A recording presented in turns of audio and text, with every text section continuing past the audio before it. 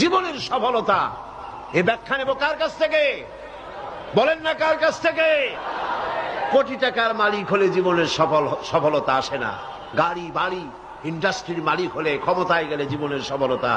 দুনিয়ার চৌহদ্দির ভিতরে সুবদ্ধ নয়। ব্যাখ্যা নেব কার কাছ থেকে? ওই আল্লাহ পাক বলছেন, হে বিশ্বাসীরা, জীবন তোমার সফল হবে আল্লাহকে ভয় করো। কারে ভয় করতে হবে?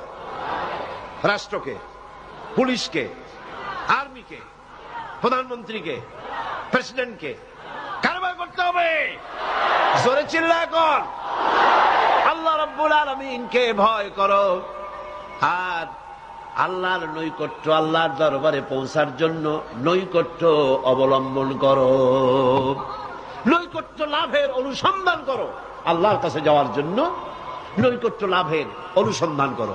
ওয়াবতাগু ইলাইহিল ওয়াসিলা, এর তাফসীর করা হচ্ছে আমলে সালেহ, নেক কাজ করো।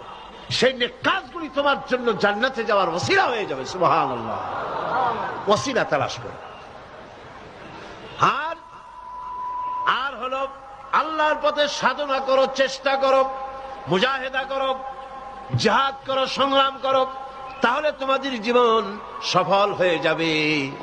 আবার সফলতার মানদণ্ড সম্পর্কে সূরা মায়েদার অন্য আয়াতে আল্লাহ পাক বলেন, ইয়া আইয়ুহাল্লাযীনা আমানু ইন্নামাল খামরু ওয়াল মাইসিরু ওয়াল আনসাবু ওয়াল আজলামু রিজসুম মিন আমালিশ শাইতানি ফাজতানিবুহু লাআল্লাকুম তুফলিহুন।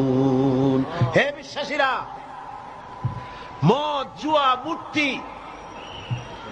মূর্তি পূজার বেদী, ভাগ্য নির্ণায়ক স্বরসমূহ শয়তান কর্তৃক উদ্ভাবিত নোংরা কাজ।